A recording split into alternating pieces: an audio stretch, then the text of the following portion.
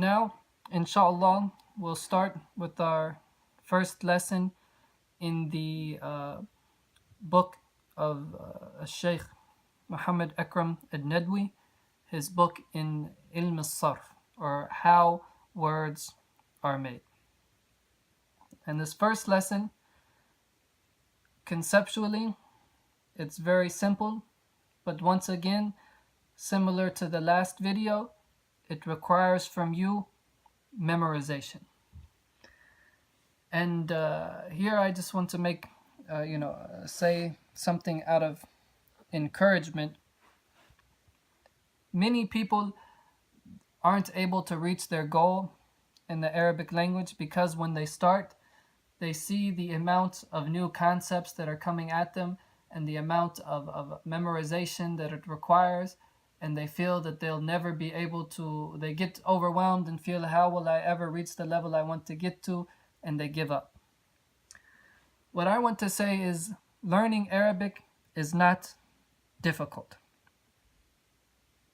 What I mean by that is, if you think that you're going to be able to master this incredibly, rich and beautiful language in just a few months, then yes, that is difficult, maybe even impossible. But if you say, I want to learn this language and I'm willing to take the time to do that, then it's not difficult. The only thing is that, as I said, it's going to require time. It's not going to happen overnight. So once again, I just want to encourage you, many of these things that I'll be introducing at the beginning to get us started in the language, conceptually, they're not really difficult, but it requires you to memorize and perfect each concept before you move on to the next concept. And the beautiful thing about Arabic language is, because it is such a technical and accurate language, if you take that time and each step of the way you learn the rule and you memorize the rule and you have that rule very firm in your mind, then you never have to worry about it again after that, because 9 times out of 10 it will always follow that rule. So yes, in the beginning it might take a few hours, a few days to memorize this one concept, but then once you've got it, you've got it. And now you have that building block for the language and you never have to worry about it again, and you can move on to the next concept. So what we're going to talk about today is like that. In Arabic language, we have 3 types of words. All words in the Arabic language will go into one of 3 categories. They'll either be an ism, a fi'al, or a harf. In this book of Sarf, our lessons about how words are made, we're starting with al-af'al, which is the plural of fi'al. And generally what a fi'al is a verb, roughly equivalent to what we would call a verb in the Arabic language.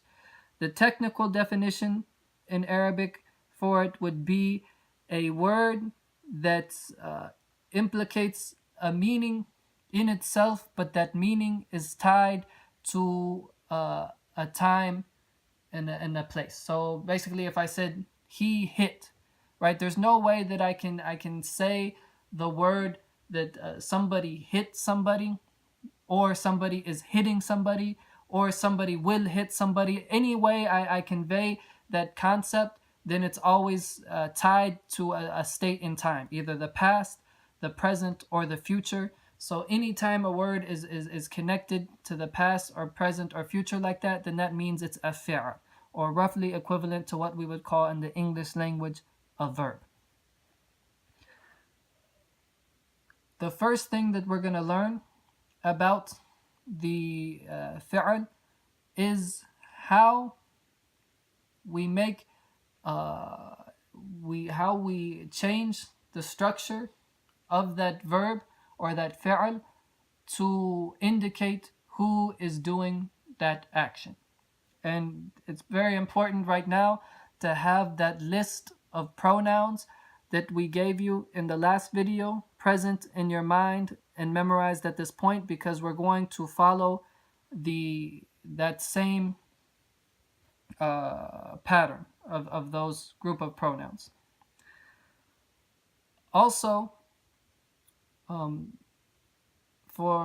it's important to understand at this point too that the way that the Arabic language works is generally, words in the Arabic language are formed from 3-letter roots or sometimes from 4-letter roots. So you can take, the same 3 root letters and combine them in different way, or add to them different letters to mean different meanings. And if that's not exactly clear right now, it will become more clear as we go along. As I said before, in the beginning, some concepts will seem very opaque or very complicated, and you might not feel like you grasp them. That's fine in the beginning, because we'll be going over and over and over some of these concepts, as long as those things that I point out to you in each lesson that you have to have memorized, make sure you memorize those things before you go from one video to the next. But as far as some of the other concepts that I'm introducing, in addition to those things that I'm telling you to memorize, if you didn't get them at the first time, don't worry, they'll become more clear as we go along. So what is it that we have to memorize today? This word right here, fa'ala. That means he did. Third person, male, past tense.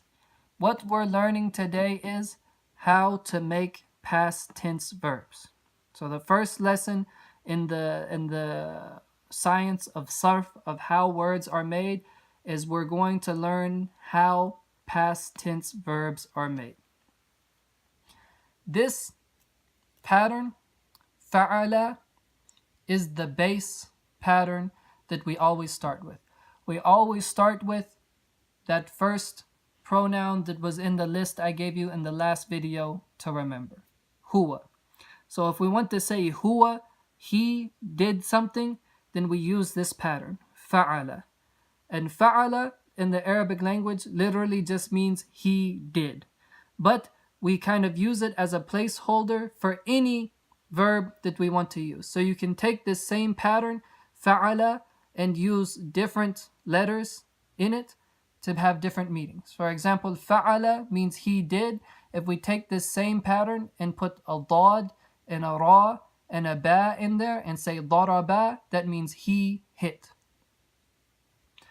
Here, same word, but now we put an extra alif at the end. Fa'ala. That means 2 people hit. If we put a waw at the end and say fa'alu, that means a group of people hit. Now, if you're having that list of pronouns that we gave you in the last video present in your mind, what you'll notice is that we're following exactly that same pattern that was in the chart in the last video.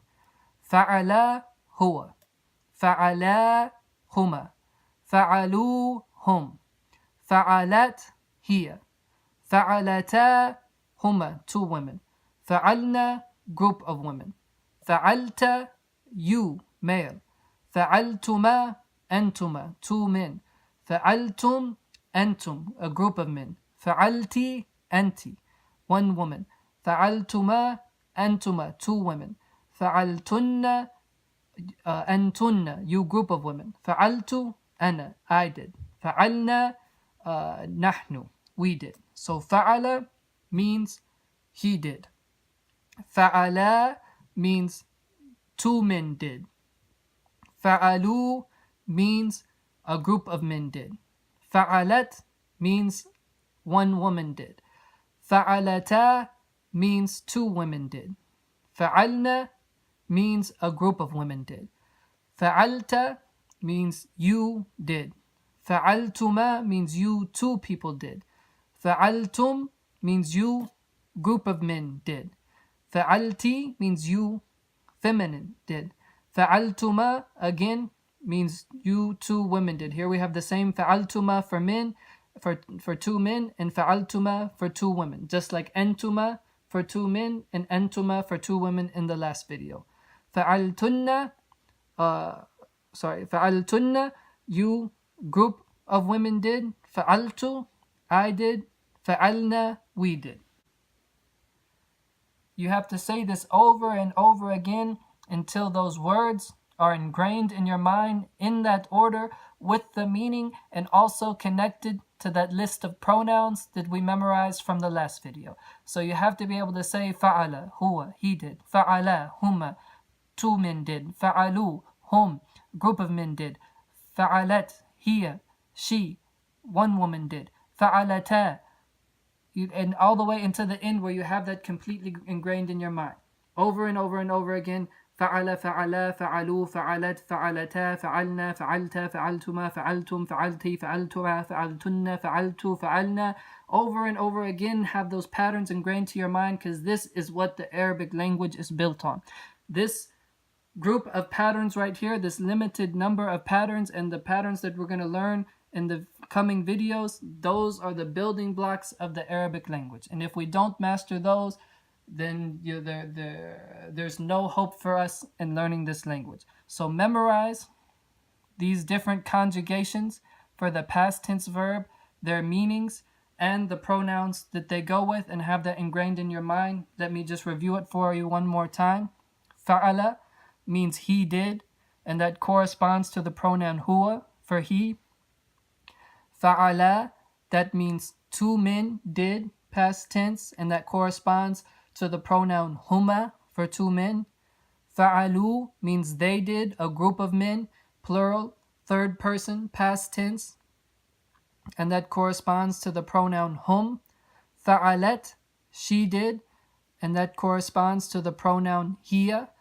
Fa'alata means two women did, and that corresponds to the pronoun huma. And fa'alna, a group of women did, and that corresponds to the pronoun hunna.